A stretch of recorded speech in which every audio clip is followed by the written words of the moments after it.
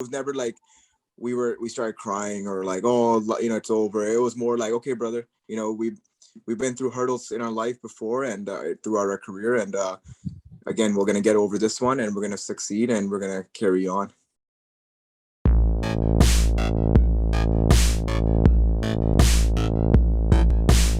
It Sure. sucks that we are meeting under these circumstances. I mean, our outlet just interviewed you a few months back. I mean, for Superstar Spectacle, it was a very different kind of atmosphere back then. Can you tell us how the news was broken to you that you would be released? Yeah, I definitely can take this one. Me brother and I, we're just showing up to our wrestling training facility, and we're just gonna roll around and get our workout in. And unfortunately, we both got the phone call at the same time, a few minutes apart, I think. But we were told that we were no longer with WWE, and the news sucks and it stings for at least a good couple of seconds. But again, like I was saying, we had just showed up for training, and we were like, let's just keep going. And this is our passion, this is our dream, and just because the journey stopped here for a second doesn't mean it ends at all. So we just kept going on with our day, and I'm personally still rebounding and rehabbing with my dislocated shoulder, which I sustained 4 weeks ago during a match, which I've completed and finished the match off too. So again, it goes back to saying this is what we love, and this business is what we want to succeed in.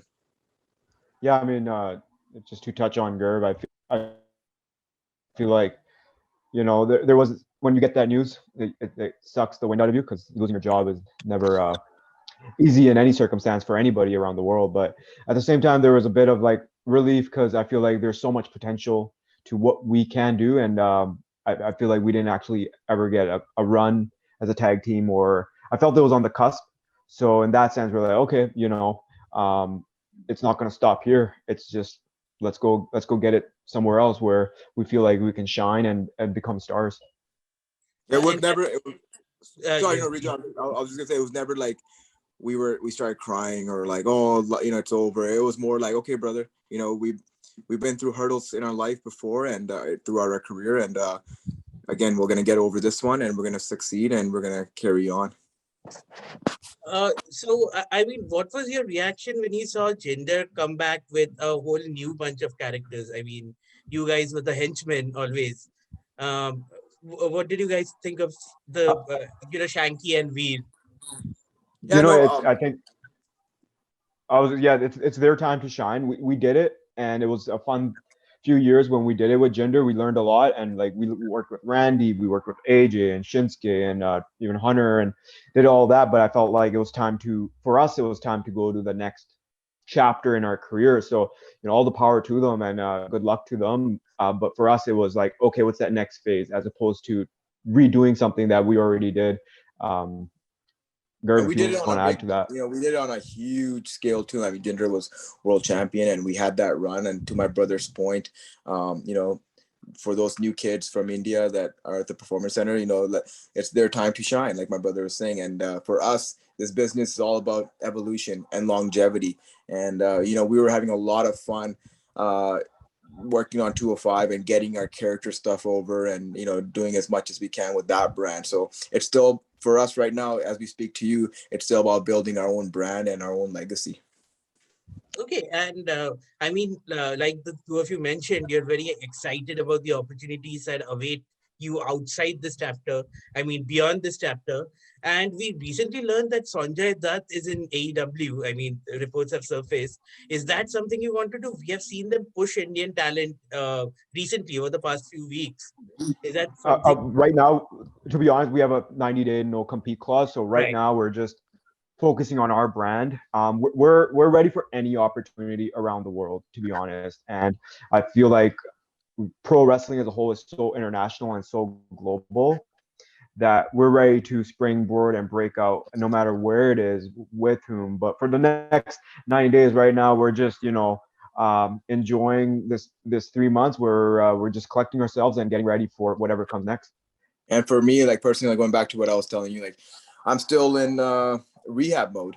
I'm still Right. working on getting my shoulder strength back and, getting that strong. Cause when we got let go, I was still rehabbing. And so that's our health is priority right now, and just making sure that when we do go and come back, we're 100%. And to my brother's point, you see the landscape of professional wrestling. There's so much buzz, so much noise, and India still is probably the number one market in the world for a lot of promotions. And we know we've been in this business for 15 plus years, so we know exactly how this business works and how it's gonna go. So I just to again quickly just put a button on this. I feel like, to be honest, my brother and I we're on the cusp of breaking out big. And when we were on 205, this last 1 year, we were booked every week.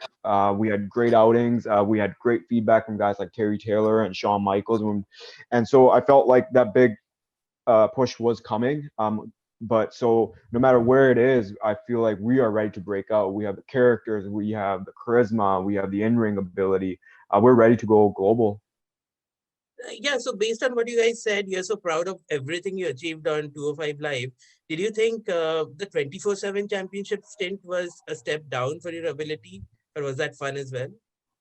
No, it wasn't a step down at all, because we were featured on Raw, and we were featured with R-Truth, who's one of the biggest stars this company has seen. He's so entertaining, and we learned so much with Truth. We got to work, on so many amazing loops with him and get feedback from him, and picking his brain. And he's been around for years. So for us, again, our thing has always been, no matter what we were given, make the most of it. Yeah, Outshine, shine, and don't take it as anything. This is like not what we wanted. No, if the 24/7 title was what we were given, we knew right away. This is we're gonna call it Bollywood 24/7. We're gonna do this 20. We were already making vignettes. We were partying with Shah Rukh Khan and Salman Khan. So we were already like we never took anything, and what we were gonna make it the most, and that's exactly what we did. I think, like, if you look at some of the greatest of all time, it's you take whatever it is and you make the most of it. But it's also having a career in WWE is peaks and valleys sometimes, and so one moment you're doing this and next moment you're doing this. You're just playing parts and playing characters. And I mentioned this story. I thought it was a great story. I mean, where Michael Hayes, I remember being at Madison Square Garden, and like, again, you don't grow up wanting to be 24/7 champion. That's never something people want. It's like a entertaining thing. It's just a story. And my brother and I had a 2-on-1 handicap match with R-Truth at Madison Square Garden. It was sold out, Christmas loop, and I didn't think much to it. And I remember coming back, and Michael Hayes was like, "Hey, take a moment." He's like, "You're walking out of Madison Square Garden with the WWE title." And I never thought about it that way, because it was just, again, it's just it's an entertaining segment, it's a comedy segment. But he made me step back, take a moment, and realize stuff like that you have to appreciate, because this business, otherwise, if you don't appreciate the small things like that, you can drive yourself crazy. So to your question, we loved it, we enjoyed it, it was a part of our journey, and then it was on to the next thing. So speaking of your journey, how did you guys find out that you'd be paired with Jinder, and Jinder, who was in the middle of the card, would be pushed right to the top, and that dream run would begin?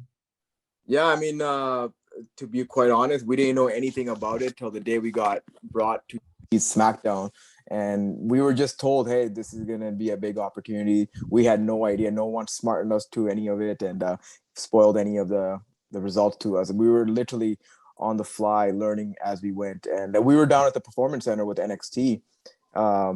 When we got the call to come to SmackDown TVs, and we thought we were going back for 205 Live, but sure enough, I think for all of us involved, including Jinder, we had no idea how big this thing was going to be, how big the run was going to be. So again, I just remember brother and I showed up, and they're like, "Okay, this is gonna be a big deal," but that's all we were told. So we didn't ask any question. We're like, "All right, we'll do what we're told." We didn't even know we were no longer the Bollywood Boys, and we were gonna be the Singh brothers till the end of the night. Yeah, I mean, again, Yeah. it was an opportunity, right? And I remember talking to Shawn Michaels just before we kind of went full time on the road, and he told us, in the spot we're in, the managerial spot, it's oftentimes you can get just your job is to be a supporting part in the whole thing, because it was about Jinder.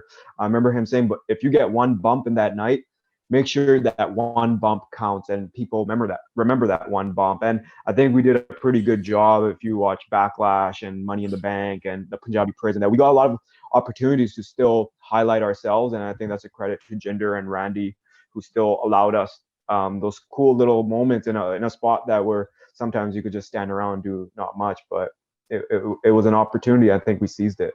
Yeah, we made sure that, especially with Randy, who was so giving to us and so helpful, and whatever ideas we had, he went to the higher ups and made sure that they came to life. So even like my brother's fall off the Punjabi Prison, that was we pitched it, but Randy is the top of the totem pole there, and he would tell us, hey, okay, I'm gonna go talk to the higher ups and make sure it happens. And sure enough, like that's something people still talk about, the table bump, the fall. So like a lot of it was pitched to Randy, and Randy gave us his blessings and made sure it happened. So we're very thankful for that. It was cool to work with, like, even like we did stuff with Hunter in India, and we got even we got to dance with him, and then we got pedigreed and stuff like that, where you got to find moments to, okay, in a spot again that doesn't oftentimes highlight you, but we got so many cool opportunities and cool moments to spotlight ourselves, and that was something that we were really appreciative about. And that goes because, and a lot of that, I think a lot of that mentality from my brother and I comes from the fact that we grew up as big fans of the business. When you grow up as a fan of the business, and you are where you are, then you're like, okay, we're on the team, we got the jersey on, we're gonna make the most of every opportunity and make sure that we shine no matter what. Yeah. One more thing I could add is just to again wrap this up is that for us, if we worked hard and we bumped around and we did well, we felt like we could still have jobs. Because in a managerial spot, sometimes it could be like, hey, you did your thing, thank you. But the fact that we stayed employed for many years after that, I think it was a credit to how hard we worked and how badly we wanted it. We didn't want to just coast along. Yeah, because really going back to your original question about how did you find out, we found out literally like the day we were brought to TV, that we had no idea how long this was going to last. I mean, we were even told this is only going to last till Backlash, which is like a 4-week program, and 4 weeks turned into a year and a half of run with Jinder, and then 4 years later we were still on the show. So yeah, I mean, make the most of what we got.